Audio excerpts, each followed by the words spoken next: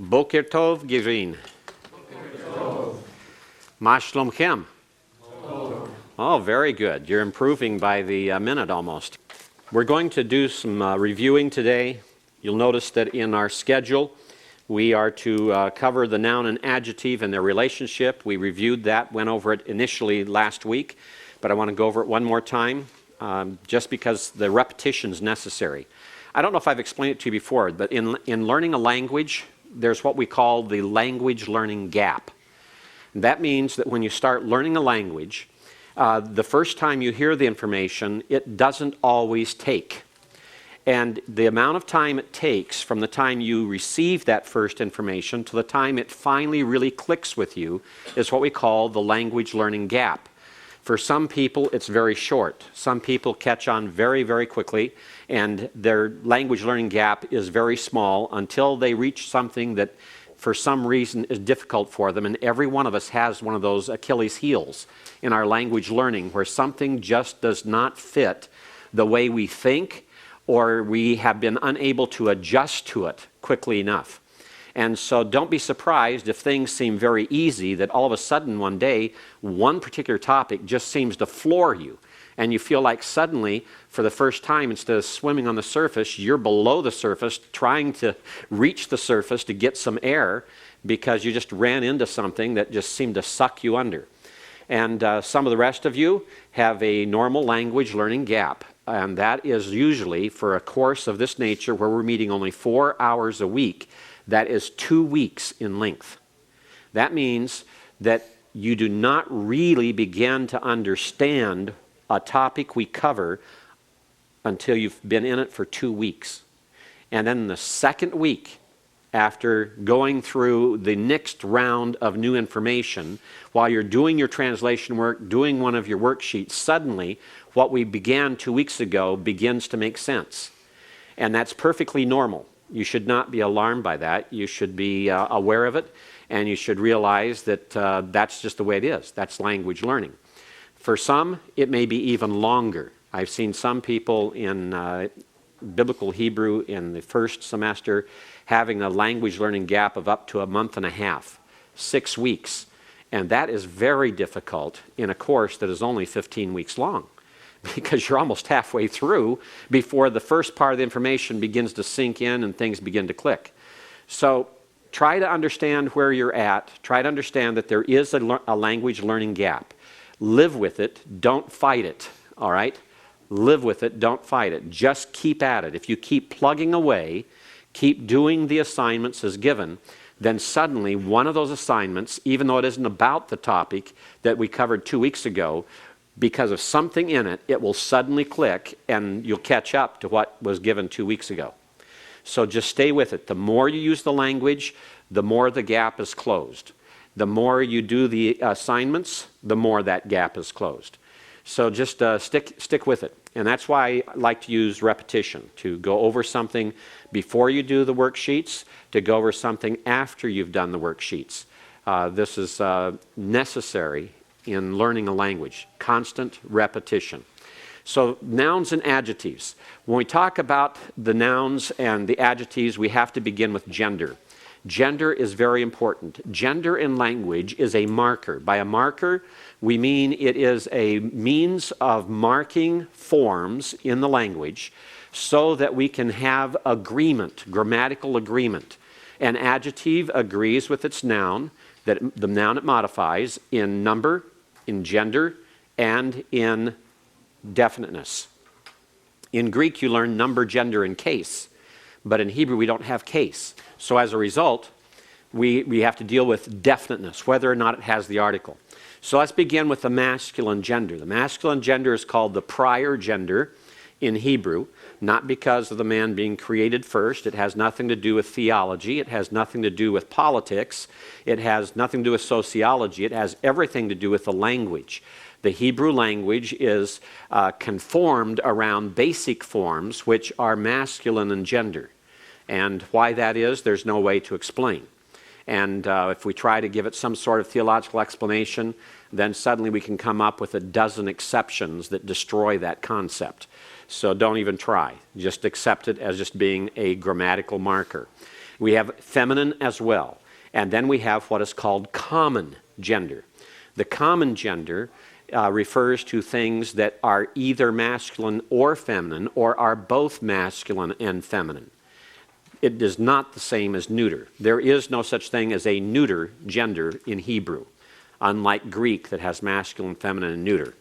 So in the masculine, if you take the word horse, sus, in the singular, in the plural it'll be susim, and that would be horses. The dual is that form that has the ayim ending, and that would mean then two horses. And that would mean that that's the meaning, that's what you would translate. You would not translate this horses and then put maybe the two in italics or something of that nature to try to say, well, that's added, because it's in the form. It is the form itself. There's the singular, the dual, and the plural. The plural refers to three or more, where the dual refers to two. In the feminine singular, susa, notice the ending, ah. When we see the ending ah, you'll know that you probably have a feminine. And that's mare, if we translate that into the English word for a female horse. And susot is the plural. Notice the ot ending is mares. Now, as you look at these, try to pay attention to the endings. This is something that you're going to have. I was, just during our break, I was grading a paper from third semester. And the student had taken the word cherubim and made it cherubims. Well, that's redundant, because cherubim is plural. Im is plural. Singular is cherub, cherub. Cherubim is plural, so one's cherub, one's cherubs. Im. Seraphim are plural, seraphs. Okay? Elohim, the im ending is a plural ending. So as you look at these things and you try to keep up with them, keep in mind the im ending. Goyim, nations. Devrim, words. Susim, horses. That's masculine plural. The ayim, susayim, enayim, all of those type of words are dual. And then you have the feminine, susa, and a slew of words that have a comet's hay ending on them that we could go over. And the feminine plural is ot. Ot. When you talk about ashtarot, you read that in the scriptures. And you read the Asherah. Asherah is feminine. Ashtarot is plural feminine. So the ot ending. Yeah, you have to keep that in mind. As we're reading, as you're studying, always watch the way the words are inflected. When we say inflected, that means the additions to the word, either at the beginning of it or the end of it. And in some cases in Hebrew, that'll be internal. There's one situation where the inflection takes place inside. But as far as nouns go, you're looking primarily at endings. Then we go to the irregular nouns, because there are those nouns that take a form that is different than what we would expect. Av is the singular for father, but the plural for fathers is avot. Ot is a feminine plural ending, so it's an irregular noun. If we have isha, woman, we have nashim in the plural. The singular isha means woman. The plural nashim means women. Again, it is an irregular noun because it takes a different ending than what we would expect. We would expect a feminine plural ending, but it does not. We have bat is the singular for daughter, but notice how it changes. It doesn't become batot with two towels in it. When you go to the feminine plural, it goes back to the word bain for son, and then adds the ot feminine plural ending to the word son to create the plural of the word daughters. So the irregularity there is to go away from the noun bat, back to the masculine bain, son, and then add the ot ending onto it. So that's what makes it irregular. So there are a number of irregularities to watch out for. That irregularity is not an irregularity in ending. It's the irregularity in its formation. It goes back to bat instead to bain, instead of to bat. All right? When we look at the vowel changes, we have to keep in mind that the third vowel from the accented syllable. Now, notice it's not the third vowel from the end of the word. It's the third vowel from the accented syllable. Remember that in Hebrew, there are two different forms of accent. There's the accent on the last syllable, and there's the accent on the next to the last syllable. Those are the two normal places to have an accent occur. So we have to go from the accented syllable. The third vowel back is pointed as short as possible. In other words, it becomes as short a vowel in that third vowel back as possible. For example, if we have the adjective gadol, gadol is accented on the last syllable. We have two syllables in it. But if we add a feminine singular suffix to it so that it can modify a feminine singular noun, it would actually be gadola. But ga is the third syllable back from the accented syllable. Therefore, it will have to be shortened so that what you would expect to be the comments that you see in gadol changes to a schwa in gedolah because of that rule. Gedolim is the same, the masculine plural. Instead of gadolim, that ga has to shorten, and the shortest possible vowel is the simple schwa. And the same in the feminine plural.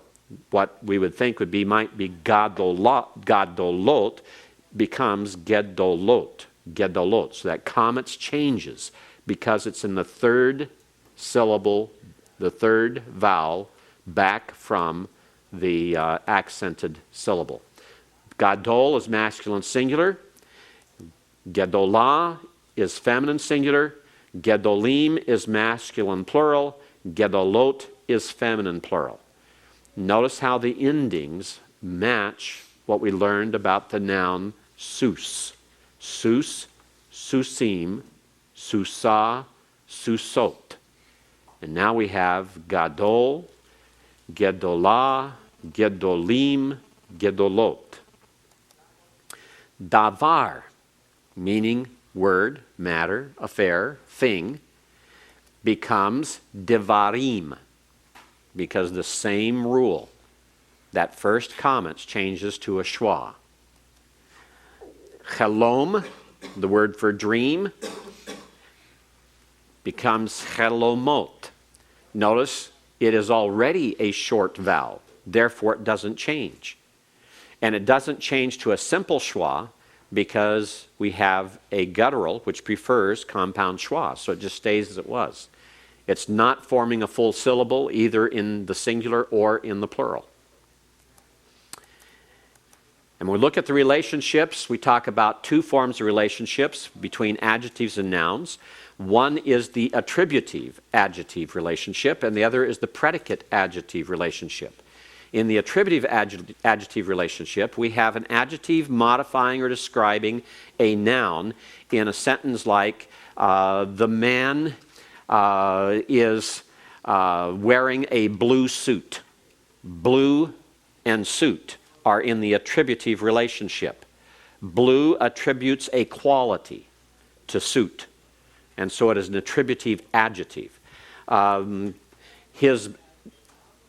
His house has red paint. Red is attributive to paint. Okay? So we look at hadavar, hagadol, hazeh. We have two attributive adjectives here. One is the demonstrative pronoun zeh. Notice that since davar is masculine and singular, and it has the definite article, those three things, gender, number, and definiteness, then any attributive adjective, including demonstrative pronouns, must agree in those same three things.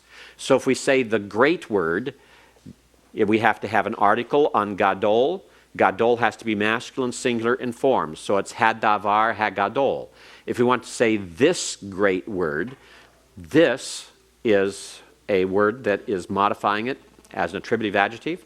It must have the article, it must be masculine, it must be singular. So we use zeh, not zot. Zot is feminine singular. We use zeh, not eleh, because eleh is the plural. So it's hadavar, hagadol, hazeh. This great word, or this great thing.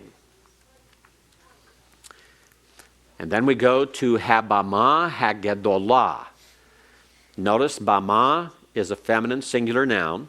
It's a high place, a place where shrines were put up in Israel, pagan shrines primarily, although we do have an example of a high place where Solomon worshipped in 1 Kings chapter 3, where he offered sacrifices, and it was not evidently a pagan shrine.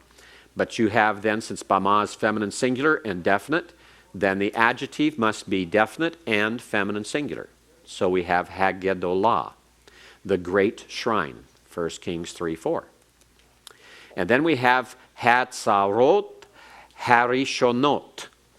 And tsar is in the plural, tsarot, and we have then the adjective rishon put in the feminine plural, and both have the article, the former distresses. Yes? Regarding the first example, is Correct. there a word order issue with this and the great? Are they usually found in that order? The demonstrative pronoun always follows any other attributive adjective. So this is normal order. You would not put hazeh before hagadol. You could put hazeh immediately after hadavar if it is the only attributive adjective. Right. But if you have any other attributive adjectives, hazeh is left till last. So yes, there is a word order thing. Okay? Any other questions on these three? All right. Let's go further then. Mayim adirim. Notice that mayim does not have the article. Notice that mayim has a form that sounds like it might be dual. If mayim ever was a dual, it no longer is.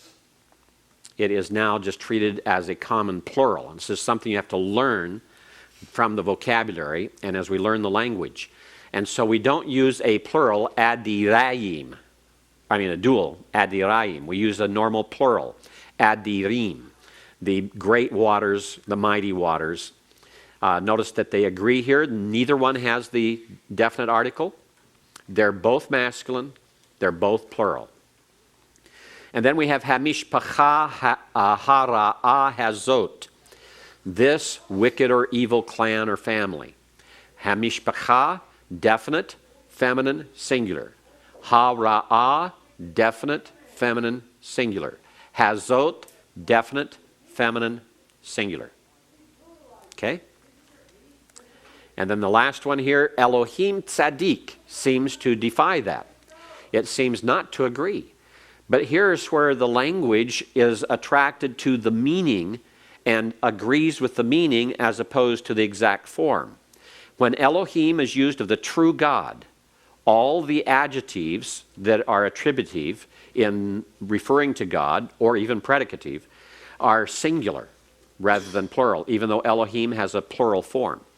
And the verb that is used with it. When we looked at Genesis 1:1, and we looked at Bereshit, in the beginning, bara, he created, Elohim, God, and God is the subject. So in the beginning, God created. Bara is a singular verb. And Elohim is then treated as though it were singular. And so anytime you have the true God spoken of, then the adjectives will be singular. If it is false gods, plural gods, little g, then the adjective will be plural. And that's how you can tell a difference. Eric? Is it always masculine? It's masculine, never feminine. Correct. It's masculine singular, never feminine. Now, one of the things you might remember, though, is that Elohim can be used of feminine deities. For example, when we're talking about the goddess Ashtaroth, one of the Canaanite goddesses, she can be called Elohim, and Elohim. So it's not that Elohim can't refer to female deities, goddesses, but it is a masculine noun. Okay? And this then is righteous God. Jan? Well, we're talking not about Elohim, but another word like Fanim, and it also has a plural, but if we want to use it in the singular, so we use the adjectives in the singular form. Okay, good question. Jan's asking if we have a word like panim, faces or surface, and it can be used, even though it's plural form, it can be used in the singular, then what kind of adjectives are used with it? Now, normally, when you're talking about panim, it's going to be plural. Normally, it's plural. But in a case where it might refer only to a single surface, it is possible for the adjective to be attracted to the meaning and be a singular. But I cannot think of a single instance of that in biblical Hebrew where you have that type of situation. Okay? Elohim is unusual in this. It's one of the few. Another case would be if you took the word Adonim, lords, masters. If it is clearly being used as a plural of majesty, it would be a singular adjective. If it's Adonim being used of God, then it would be singular. And Adonai, one of the titles of deity, is actually a plural, but it's treated as a singular. Okay? All right. Einayim iwerot. Here we have a very interesting situation, because whenever you have the pairs of elements of the human body, such as 2 hands, 2 arms, 2 legs, 2 feet, 2 eyes, 2 ears, those pairs are considered to be feminine, even if the forms are masculine. There is no such thing as a feminine dual. So when a dual is used, it's always going to be a masculine form. But as here, the ayin refers to the eye. So a naim is 2 eyes. And since they're a pair, then their feminine is the real gender, even though it has a masculine dual form in a naim. So therefore, a feminine adjective must be used for the attributive adjective to show agreement with the real feminine gender of the noun, in spite of the form that noun takes.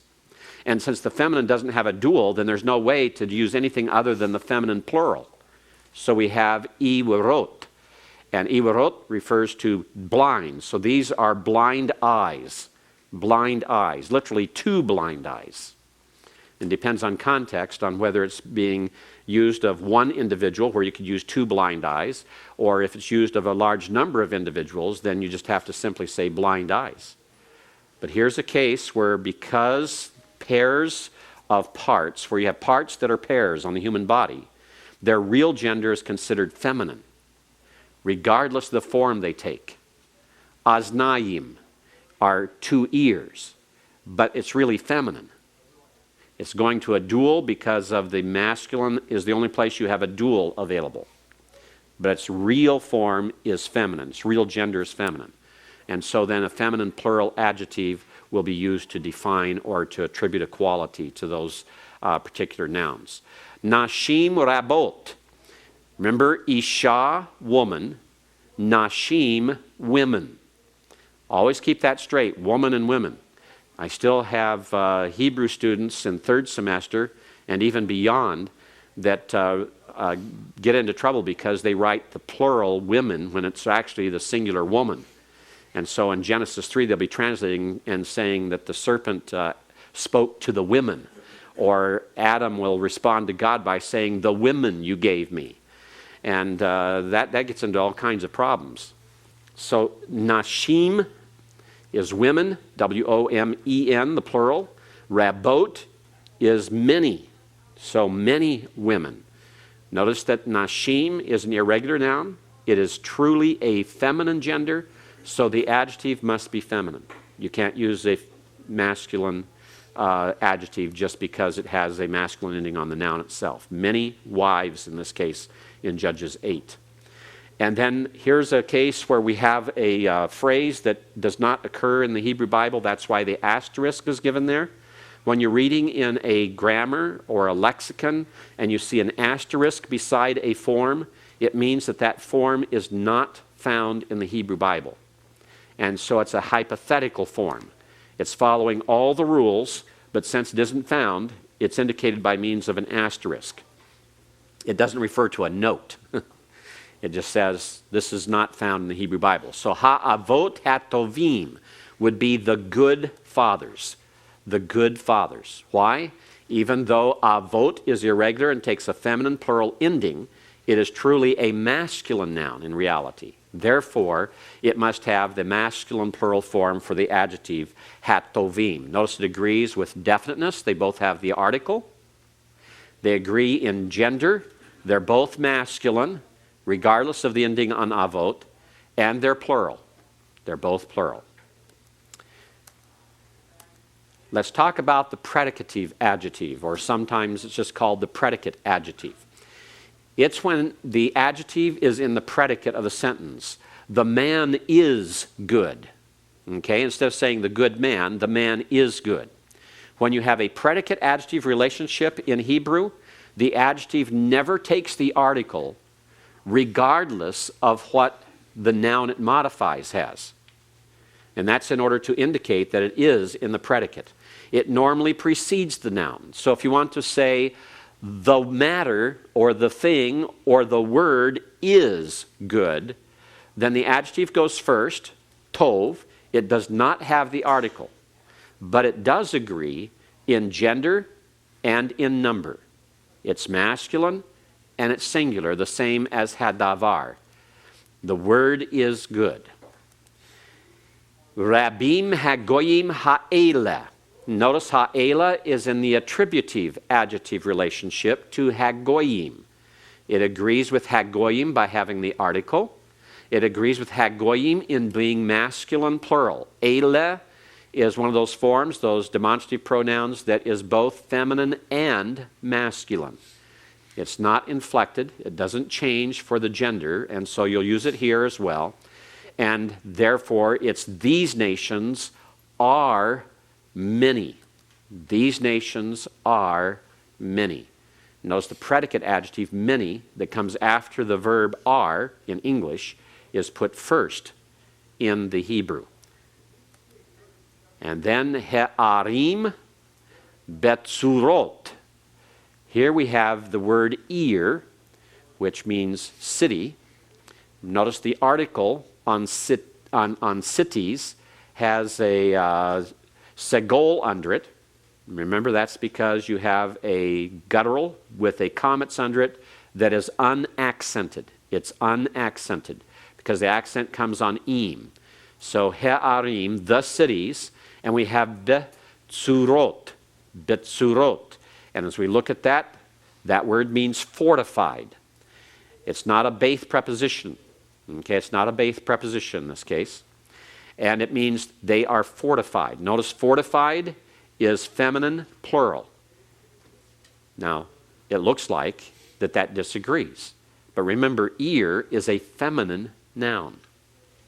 Ear is a feminine noun, just like we do in English. We talk about, when we're talking about the city of Los Angeles, someone will say she, all right? Or we have returned to her. We do the same with lands and countries. We refer to the United States as a country we refer to as she when we salute her flag, all right? Why? Well, we don't know why exactly. Some think it's just because, well, that's kind of like the motherland, so that concept of mother. But what about the German fatherland, all right? You know, it isn't always motherland. But still, lands are generally referred to in English as well as in Hebrew as feminine, so with a city. So ir is an irregular noun. Ir is an irregular noun. It becomes masculine plural ending in the plural, just like you had nashim, women, becoming a masculine plural ending. But the real gender is feminine. So betzurot has to have the ot, the feminine plural ending, in order to agree with the true gender. Now notice here that in this case, the predicate adjective followed. It followed, but notice it does not have the article. That's the clue. Okay? Now when you have that happen, when we get into exegesis, it's a difference in word order that indicates a different focus or emphasis. And so whenever we see a different than normal word order, we ask why. And we seek to find out what kind of focus or what kind of emphasis is intended. And here it could be, in particular, by context, could refer to those cities as opposed to any other cities are fortified. And so the focus or emphasis is upon the cities more than they're being fortified. Okay, any questions on the adjectives and nouns, Scott? If you had a case where you had an anarthrous noun in a predicate situation, would the adjective take the article or be definite? If we have an anarthrous, which means an indefinite without the article noun in a predicate position, would the adjective take a definite article? Never. Whenever you have a predicate situation, the adjective never takes the article. So how would you know that it was not an attributive? Word order and context. But the word order could be reversed. The word order could be reversed, so context will be your final clue. Correct. Okay, so Scott has put his finger on an area that we're going to have to watch for as you do exegesis and you do translation.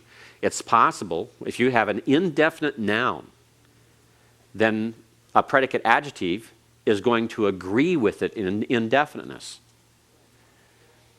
And so that's no longer the marker to tell you for certain that that's a predicate adjective. How do you determine it then in those cases? It's determined by word order number one. If the adjective precedes the noun, it is predicative, because adjectives normally follow the noun if they're attributive. And context. Context is the 500-pound gorilla that rules the roost. Context will tell you. There are only a very few examples that I can think of offhand in the Hebrew Bible where a debate rages on whether or not it's a predicate or an attributive adjective. Okay? All right? Any other questions? Okay, before we go to the study sheets, the worksheets, let's do one more thing here. Let's do a initial review on the construct state. You were to have read that chapter, chapter 10 for today. And, or excuse me, that's chapter 11, I think. Is it not? Yes, it is. Yes, chapter 11. You have to read that for Thursday, and I want to give you a brief review of it before you read it, so that as you read, you'll have a better understanding of what you're reading. And again, an opportunity to repeat, because we'll repeat this again on Thursday, and we'll go over it again on Tuesday. Why 3 times for the construct state? Because it is a totally new concept, is a concept that is very significant in Hebrew, and it is sometimes difficult to understand. So this is one of those cases where we're going to take 3 times to go over the material.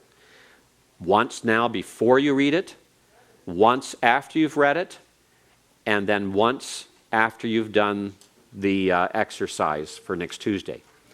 The construct state in Hebrew is where we have 2 or more words, and those words will be nouns. Okay? It's 2 or more nouns connected in a genitive relationship. Genitive relationship, if we have the man's brother, that possessive man's shows a genitive relationship.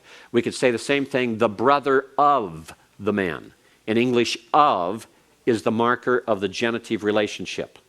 Okay? A class of students. The of marks a genitive relationship. It forms one compound idea. In other words, we don't separate it out and emphasize different aspects of it. We put them together. It forms one compound idea, and as such is actually pronounced as one word in the Hebrew normally. Noun number 1 is in the construct, or what we call pre-genitive, because it stands before the genitive, because noun number 2 is called the genitive, or is called the absolute. So we have the construct noun as the first noun. It's called construct because it takes a construct ending, or it's called pre-genitive because it precedes the of something, and then the second noun is the of something, so it's called the genitive.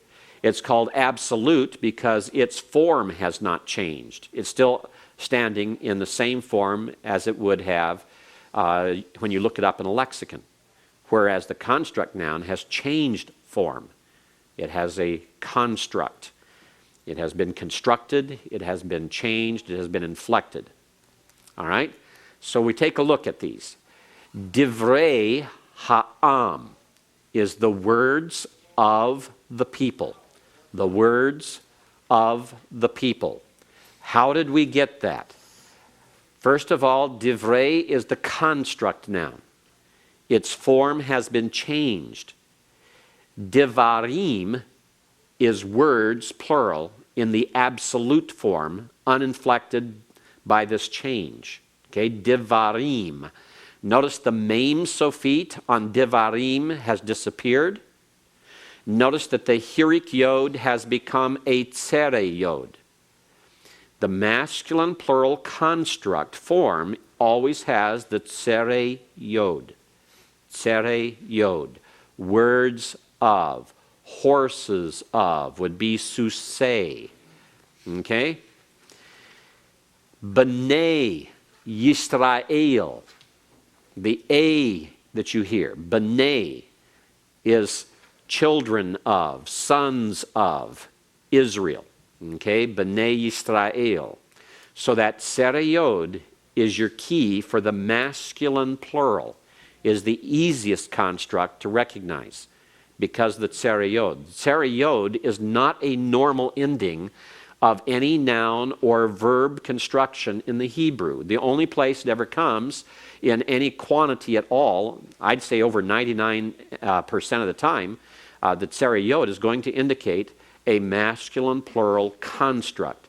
So you will always expect a noun to follow it, and it'll be in a genitive relationship, as here. The words of the people. Notice I translated the words of the people. The construct noun, that first noun, can never ever take the article. Okay? In the Hebrew, it cannot take an article. But because it is tied so closely to the following noun, if the following noun is definite, then the construct noun is considered definite and is translated as such. So you would not translate this words of the people. It is the words of the people, because the people has article, ha'am. So therefore that article is then applied to the construct noun at the beginning as well. The words of the people.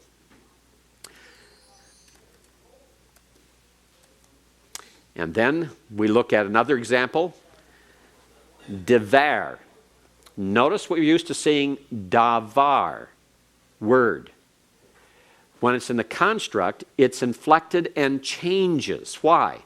Because it is pronounced as though it were one word together with the following word. And in this case, that line up there between the two words, what we call the makef. Makef is M-A-Q-Q-E-P-H. The makef is the marker that tells us that the words it connects are to be pronounced as though they were only one word. So think about it a minute. If we have davar makef Yahweh, that tells us then that we have some vowels, some syllables that are at least third or fourth syllable or vowel back from the accented syllable. So they have to be shortened. And that's exactly what happens. The comets under the daleth becomes a schwa. The comets under the beith becomes a pathak. The comets under the beith is the third vowel back in Yahweh, because Yahweh originally, you remember we're ignoring the schwa and the comets here, because that's only a Masoretic notation to tell the reader to say the word Adonai instead of saying Yahweh. But Yahweh is a word that would have a comets and it would have a segol under it. This is the way it would look, Yahweh. And therefore we have two syllables, we have two vowels. So anything back from that would be a third syllable or third vowel, like the comets under the beith in davar. So it has to be shortened. And the one before it is the fourth back, it has to be shortened. So both are shortened. The first one to a schwa, the second one to a pathak. Okay, Jeff? Yahweh does not have a holum.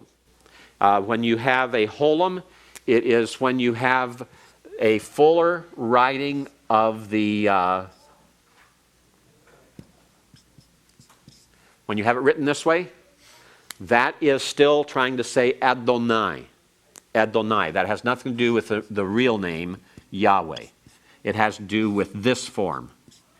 Your schwa here, and your holum here, and your comets here are for Adonai. Don't ever pronounce Yahweh as Yehovah or Jehovah. That is an artificial form that is not to be pronounced. That's to tell you to pronounce it Adonai. Okay?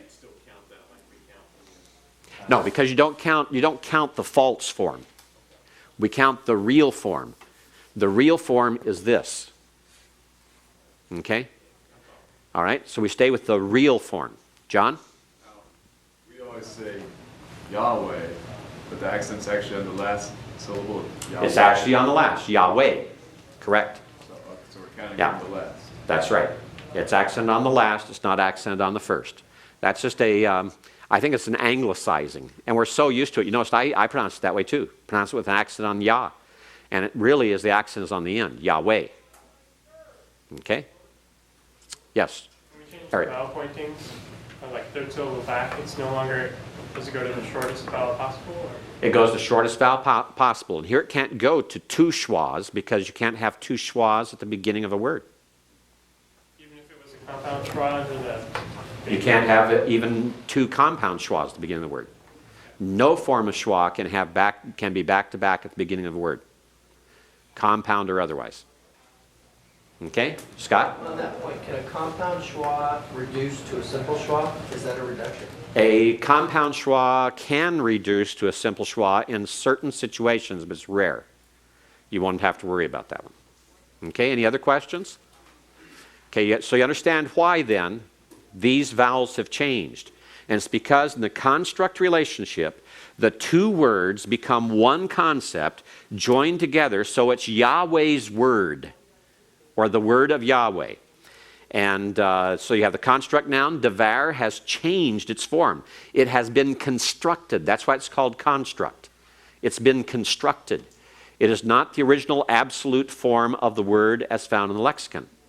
It is constructed. It has been built. It has been changed. It has been altered. And then you have the genitive, which is the of part. The of doesn't belong with devar. The of belongs with what follows. The of is like a preposition. And so a preposition goes with what follows it. Okay? And so the genitive is the second word. And this is Genesis 15:1, the word of Yahweh, or Yahweh's word. Yahweh's word. Devar Yahweh. Devar Yahweh. Taking John's point there on pronunciation. Okay? Now, we've seen it there, and if we look at it in a longer form, a longer sentence, notice what happens here. We have usha'ar is in construct. Mispar is in construct. Keshet is in construct. Givorei is in construct. B'nai is in construct. And the only word that isn't in construct is kedar. Because sha'ar would be actually sha'ar. And mispar instead of mispar. Keshet is a segolate noun, has two segols, and it just doesn't change. It doesn't change. And givorei, notice the a ending I told you about, be masculine plural construct. The same with b'nai. So here we have a long chain of words. And we have 1, 2, 3, 4, 5 nouns in construct relationship to the absolute kedar. Kedar is a proper noun. It's the name of a place. Kedar. We usually say Kedar when we read it. Qedar. And all of these are attached to that. And sha'ar is remnant or rest of. And the remnant of the number, mispar, of the bows, keshet, of the mighty men of the sons of Kedar. Now, all of those are considered definite in translation. It's not a remnant, it's the remnant. Why? Because the last word, the word that's absolute, the word that is the genitive at the end is definite.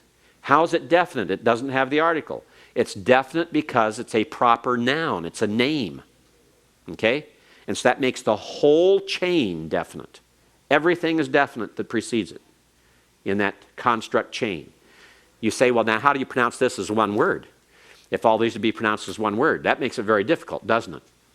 And so what they do is they have an alternate form of doing it to where they put a makef between those that have to be put together.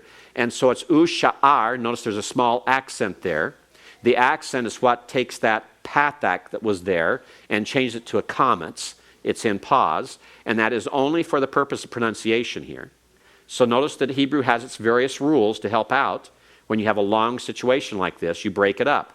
So usha'ar. Why is that accented? Why is that separated? Why is that allowed that way? Because it is the primary concept here. It's the primary concept.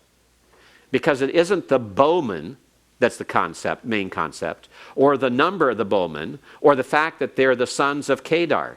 The primary concept emphasized here is there's the remnant, the leftover, the remaining, the rest, okay? So that is accented. Usha'ar, mispar keshet, that is pronounced as one word, mispar keset, and givorei b'nei Kedar is pronounced as one word, even though givorei is not attached directly to b'nei by means of makef. We have a conjunctive accent that's on the left side of the tsere that helps to indicate that we continue that on. Notice that we have a accent next to the tsere in b'nei. That is a metheg, showing a secondary accent there. B'nei Kedar. B'nei Kedar. It's still pronounced as one word, but it has secondary accent to help out in the pronunciation because it's so long. All right? So when you have a construct chain, you can have a whole series. This is a phrase from Isaiah 21:17. The remainder of the number of bowmen of the warriors of the Kedarites. Sons of Kedar is just an idiom for the Kedarites, not referring to real sons or only sons. It's referring to those who are of the class of Kedar, the Kedarites. Okay? Just like B'nai Yisrael is not the sons or children of Israel, it's the Israelites.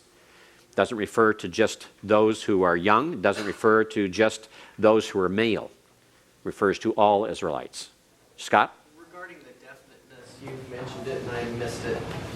That comes into this. The definiteness comes in because Kedar is a proper noun. It is a name. Proper nouns are always considered definite in Hebrew. They don't have to have the article. All proper nouns are definite. Whether or not they have the article, they are considered definite in Hebrew. Therefore, grammatically, they are always treated as definite, and therefore, a proper noun must have definite attributive adjectives with an article, and they will always make a construct chain definite. Okay, so proper nouns, names, are considered to be definite, whether or not they have the article, like Elohim. As a title of the true deity, it's considered a name, a proper noun, therefore it's always considered definite. It's always translated as the God, it's not a God. Okay? All right, any other questions there? All right. As we look at these, then we have these forms. If we look at the masculine and the feminine, davar as the word that we use for the masculine, and we'll take Torah, the word for law, for instruction, in the feminine. So we have davar is the construct for the masculine singular.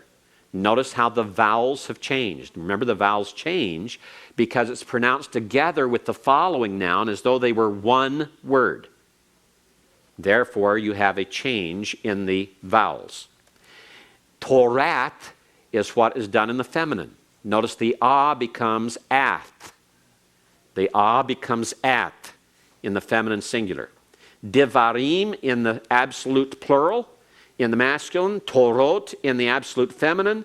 Notice that in the masculine, the construct becomes divrei, that's seriod. And in the feminine, it remains just as it was in the absolute form. There's no way to shorten oath or to change it. So it's going to stay that way. The oath is an unchangeable ending. It's an unchangeable ending. So that means then that context and context alone will tell you whether or not torot is absolute or if it is construct. Because even though it's called construct, it has not been constructed, or if you want to call it deconstructed. Nothing's been done to it. It's not been altered. It's an unalterable form. So context will tell this, and context alone. Yes, Eric? A word like var in the construct state, and it's attached to a word that's one syllable. What happens to the comments under the bait, which is no longer the third syllable back? Okay, good question. If we have this changed to where you have a one, let's say the word of the sea or the word of the day, okay, where you'd have hayom. But notice here, it'd have to be a day, the word of a day, because you put the article on it, it's going to be hayom, hayam. But if you just say the indefinite, yam or yom, does that change the vowel pointing? No, it will not change the vowel pointing. In other words, it will still be davar, even though it is no longer the case that the pathic under the baith is the third syllable back. The daleth is the third syllable back, so it obviously changes, but you will not then change the pathic to a comments. And that's because it becomes a frozen form. Once it's been decided this way, then when you have those exceptions, where you have a single vowel or a single syllable word that it's attached to, it'll still remain the same. It'll act as though it is multiple. Okay? So you'll still have davar in spite of it. Okay? All right? Be thankful for that. You don't have to learn any more rules for it. All right? I don't know how many times that might occur. Not very often. Not very often. I was looking at your Scrabble board up here to see what you put down here. There's a few misspellings here and there. And then someone is either very advanced, had Hebrew before, and decided to try something really sharp.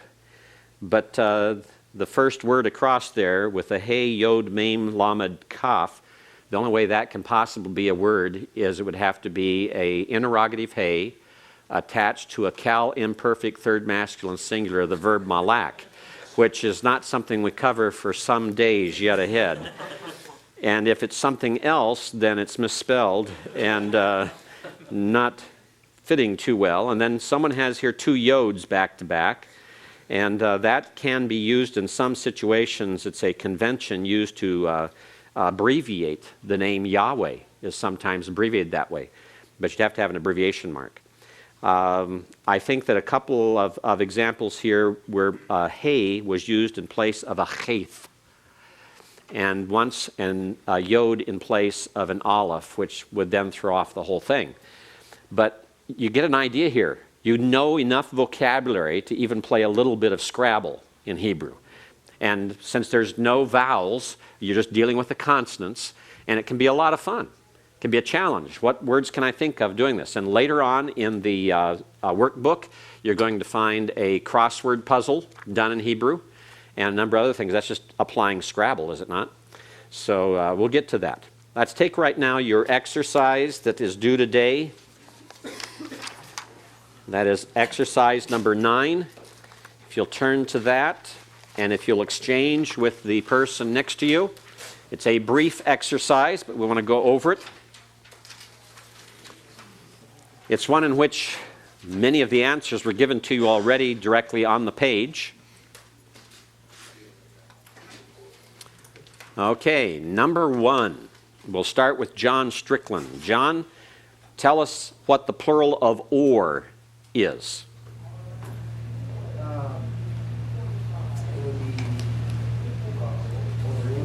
Orim, right.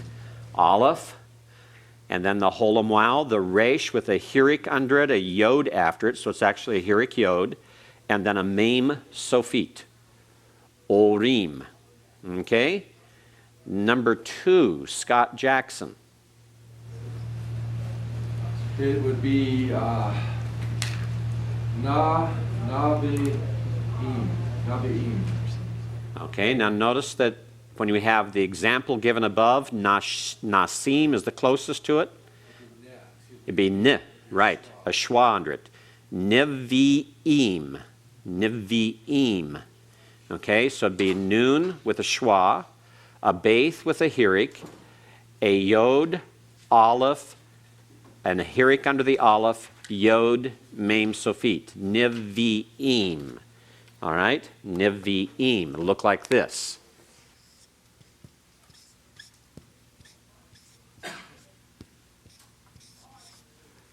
All right. Let's go to number 3, Eric. Tovim. Okay, tovim. Just add the hirik yod to the end. Hirik yod mem. Tovim. Taith, holam wow, beith with a hirik under it, a yod, and then a mem sofit. Tovim. Should look almost identical to what we had in coats above. Coats, kotsim. It'd be the exact same pattern. Okay, number 4, David. Zarim. Zarim. Follows the dam pattern above. Dam, damim. So it'd be zayin, comets, resh, hirik, yod, mem, sofit. Okay. Number 5, John Melkon. Muromim. Correct.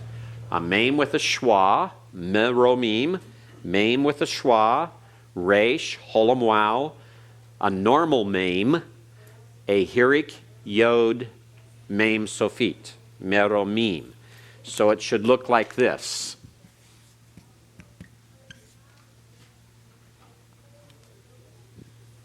What does it have here? Yeah, marom, yes. Meromim. All right, meromim. And then number 6, Kelly. Number 6 is Befarim. Bekarim, right. Bekarim, be a beith with a dogish in it, schwa under it, kof with a comets, resh with a hirik, followed by a yod and a mem sofit. So it would be, follows the vowel pattern of davar. So we have, what's the word we're doing with it here? Bakar, right. Bekarim. All right, bekarim. Let's go to number 7, Jeff.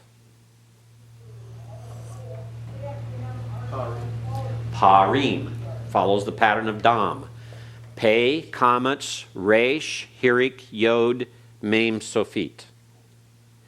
Number 8, Gus. Okay, surim, samik, shurik, resh with a hirik, yod, mem, sofit. Surim follows the pattern of sus, susim. Okay, number 9, halal, Kenny. All right, chalalim. Okay, chalalim. All right, schwa under it. Yes, Eric? Compound schwa versus guttural. It can be, if you have a compound schwa, you can put it under. It can also be a simple schwa, because this is the strong guttural. Okay? You can do either one. Right? In some situations, it occurs with this, a word of this type will occur with simple schwa, sometimes with a compound schwa. Follows the pattern of chakam, and on the chakam, we put in the chatef pathek, but either one will do. Okay? So you can have it this way or this way on this one. All right? Both occur. And depends on the forms. One of the reasons you have it occur with hakam has to do with another reason that we don't want to get into today. Yes? I didn't take it because the guttural prefer the... There are exceptions. There are exceptions. Okay? All right. Let's go then to the number 10, kazav. Greg?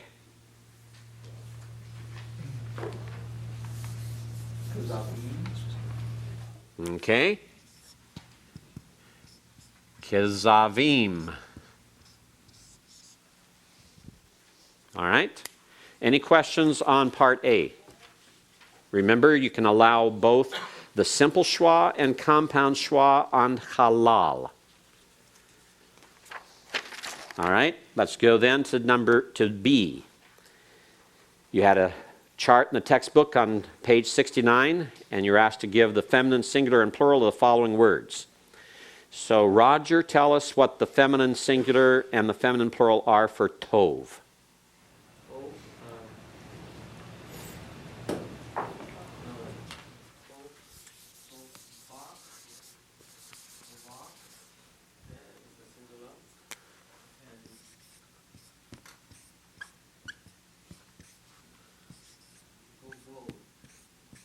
Okay, tovot.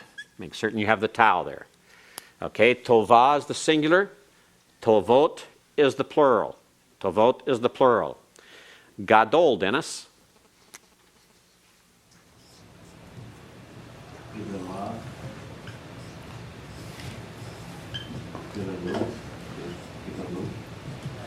Okay, gedolah, gedolot. All right, gedolah, gedolot. And then the masculine singular, or excuse me, the feminine singular and feminine plural of hakam. Scott Basolo. Hekama and hekamot.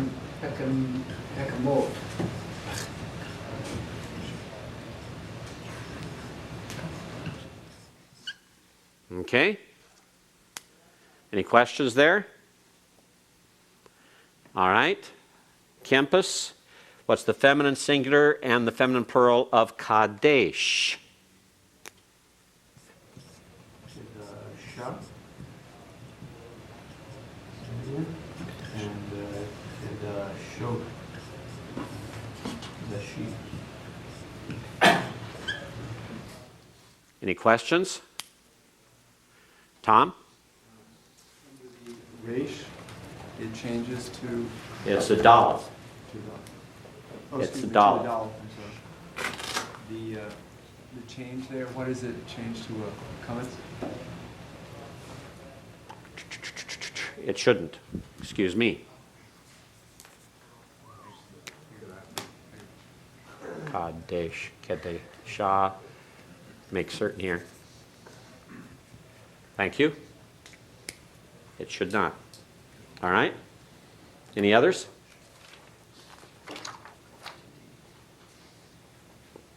Okay. Should be a tseri because it's Kadesh. All right. Then we have the last one is Tahor. Jan? Tehora.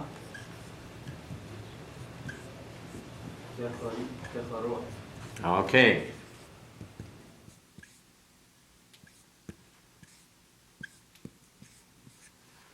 All right. Tehora, Tehorot. Just take the compound schwa. Under a taith? Taith is not a guttural. It's neither an aleph, hey, cheth, or ayin, or resh. Okay? All right. Part C. Circle the incorrect word and explain why it is incorrect. All right. Let's go through the example. We have Isha, Tova, Susa. George, which one is incorrect and why? The middle word. Why is it wrong? Why is it wrong? It should be instead of oze. Okay, we're on the example. Oh, example. I'm sorry. The one on the right. The one on the right. It's marked for you, is it not? All right. And it's lacking a dogish in the sheen, right? Right. Okay. So now let's go to the real ones that test. Mike, number 1. And George's already given you a clue. The middle one. The middle one, and why?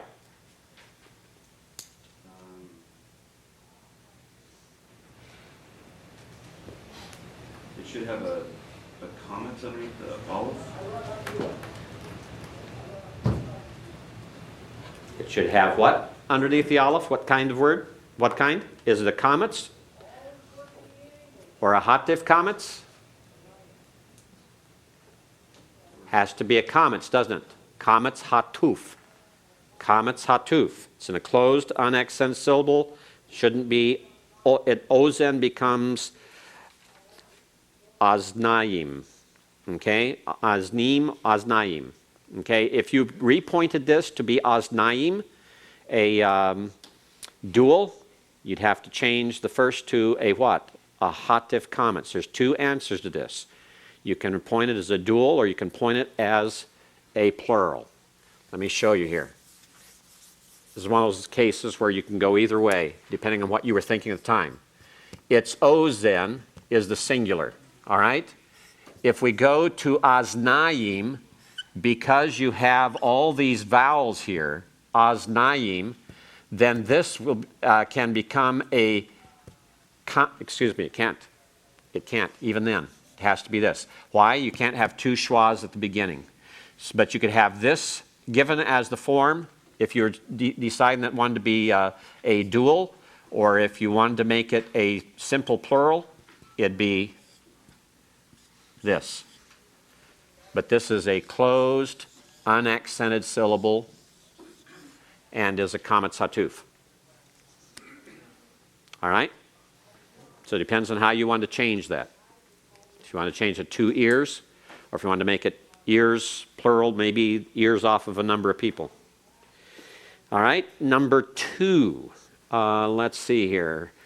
Tom. Susat? Okay, susat should be susat. The comment should be a pathek because the construct form has a pathek, not a comets. Okay? Susat, the first one on the left, should be susat with the pathek, or you could have chosen to change it to susa, a normal feminine absolute form. The samic, shurik, samic, comets, a hey. Okay, you can do either one. Depends on what your thinking was at the time. Pardon? What if they turn it into susot? Susot? That's fine. That's fine. Just as long as they have something different, because susat is not a legitimate form. You have to go to susa, susat, or susot. All right? Anyone else? Does anyone have anything else on that? All right. Number 3. James Lee. The mem sofit for the middle word, susim. Okay, good. That's the most obvious change. That is absolutely wrong. It has a normal mem instead of a mem sofit on susim. That needs to be changed. Okay, number 4. Number 4, Kelly. It's going to be the first word. Okay. Ha-kama. And the first comment should be shortened to a compound schwa. Okay, good. Be changed. There's 2 things to do here. And it depends on how much your memory kicked in or what you remembered at the time. Someone may just possibly remember that there is a word like this. Remember that? It's a noun meaning wisdom, chokmah. So you could change the comets that's in the middle there to this.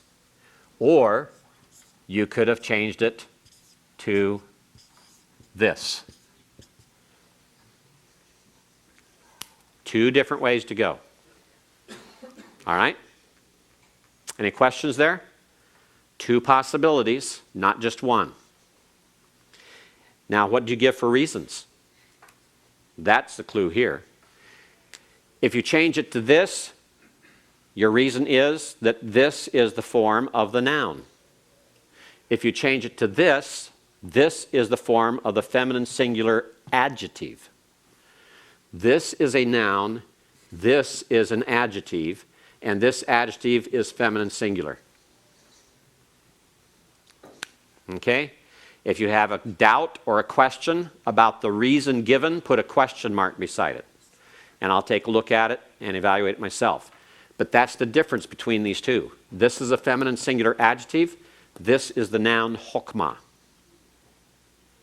Yes? I don't know about the others, but I kind of followed the example for my reasons. So it was just should be and then made the change. Well, that's fine. Is that okay? Well, you may have caught me there on having an oversimplified reason. If you have any question on the reason, just put a question mark and I'll look at them and grace is given in these things, especially if in the reason that I've given in the example, I haven't been terribly expansive. Sometimes I've made it overly simple when I want more than that. I lazily followed that. You lazily followed my lazy example. And whose fault is that? Has to be the professor's, because I gave a lazy example. No, it didn't come out wrong, Scott. You're doing fine. It happens. It happens. All right. Translate the following Hebrew into English. 1 Kings 10:18. Chad? The horses? The horses. Genesis 20, verse 9. Kyle? Great. You can have great, or you can have great woman, or you can have a great woman. All three are acceptable. Any other questions, Jeff? She was great. No. Okay, we don't have a second word here to make that possible. All right. Genesis 46:32. Franz. And the men. And the men. Any other translations? Any others? Anything different? All right. And the husbands, yes. And the husbands can fit. That's why I kept asking. There's several different things here you could have. So if you have something that sounds like it's really wild, don't neglect to ask, because that just might be correct, either accidentally or otherwise. All right? You praise the Lord for the accidental correctnesses, right? Okay, Genesis 24:28. Genesis 24:28. Let's go to Dennis. Like these things, or according to the word. Okay, give me that translation again. Like these things. Like these things. That's one of those accidentals, because it can be taken as these. The definite article can sometimes, but it'd be literally like the things or like the words. Okay, I'll count these, but it's an accidental correctness. All right, anyone else? Any other translations for this? Yes, James? According to the words? According to the words is fine, yes. Anyone else? Any other translation you want to try? Tom? According to the things? According to the things, that's fine also. Any others you want to try out? Greg? As or like the words. Like or as the words, fine. Okay, any others? Are those all the different ones? No one had affairs, matters. Okay, those are all acceptable also. Okay, thank you very much. Take those, give them back to their owners. Turn to your workbook, please, to exercise number 10, which is due on Thursday. Let's take a look at it. Read the directions very carefully. Translate the following Hebrew phrases and sentences into smooth English. Circle all attributive adjectives. Draw a box around all predicative adjectives. And I've given you a note there. Even though these phrases and sentences might be taken from the Old Testament, as indicated by footnotes, do not use a Bible translation to help in translating them. All right? Don't look at any Bible translations. I didn't give you the references so you could look it up. All right? On the example, we have the great horse is good. Good can also be translated as beautiful or excellent. And so there's a variety of ways this could have been translated. So as we look at the first one and you're doing your translation, look at it very carefully. Notice the wow. Make certain you translate it. It's a conjunction. Sus is a noun. The kaf has a pathic under it. There's a dogish in the samic. That is a clue. Make certain you pay attention to it. You have the same situation in number 2. So if you miss casus in number 1, you're likely to miss casus in number 2. Pay also attention to the fact you have a pathic and a dogish in the pathic under the baith and a dogish in the maim in the second word of number 2. Pay very close attention to that. All right, remember that number 3, ear, is one of those nouns that is what gender? Feminine. It's feminine. Doesn't have the comets hey ending on it, but it is feminine nonetheless. Be certain you use your vocabulary. Use your vocabulary. There should not be any missed word vocabulary-wise. You should not be translating Elohim as master. You should not be translating ear as people. You should not be translating yam as day. If you have your vocabulary book, you have the vocabulary in your textbook, you may use that. It's there. Use your books when you're doing your exercises.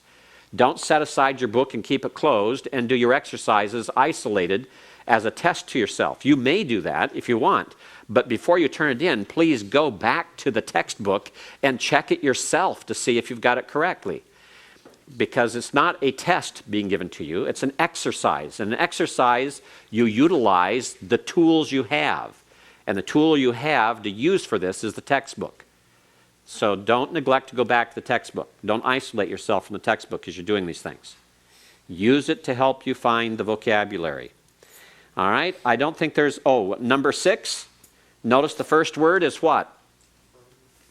No, it's not from, it's not min. Me means what? And who is a what kind of word? Interrogative. That means it's starting a question. If it's starting a question, how do we end questions in English? With a question mark. With a question mark. Make certain you end that sentence with a question mark. All right? Go to the next page. Notice that example, I believe you still have example number 10. The first word is chanun, correct? And there's a footnote there. Notice in the footnote you're told the translation of that word. Don't neglect the footnote. Okay? There's no excuse to miss that word because translation is given to you in the footnote. All right? Footnote number 3. Okay? Right after chanun you have a footnote. And you go down to the bottom and it tells you what it means. So don't miss that. Now on number 12, you have a long sentence. Try to make certain that it's smooth as possible. One rule, whenever you see a share, like you do in the middle there, everything following the share stays after the share. Don't take anything after the share and try to put it together with things that come before a share. Okay? That which comes after the asher stays with the asher. It does not go back and interact with the things before asher. So don't take Asa, Elohim, LaYisrael, and try to put those somehow back in those first words. On Ra'ah, Hagoy, Hadivarim, Hagedolim. Don't try to fit them in there. They go after the asher. Stay after the asher. Don't move them forward to intervene with the other words. That's on number 12, the last example. Okay? Everyone got that? It's just a word to the wise, a little clue to help you out so that you can get as good as possible. On B, to translate the following English phrases and sentences into Hebrew, like the great king, Hamelech Haggadol. Hamelech Haggadol. Notice the attributive adjective agrees with the noun it modifies in definiteness, in gender, and in number. If you have any question, if you have an irregular noun, remember that the adjective agrees with the real gender of the noun in question, regardless of the form that noun might take. Okay? Like arim, cities, is really feminine. Avot, fathers, is really masculine. Nashim, women, is really feminine. So make certain your adjectives agree with the real gender. Okay?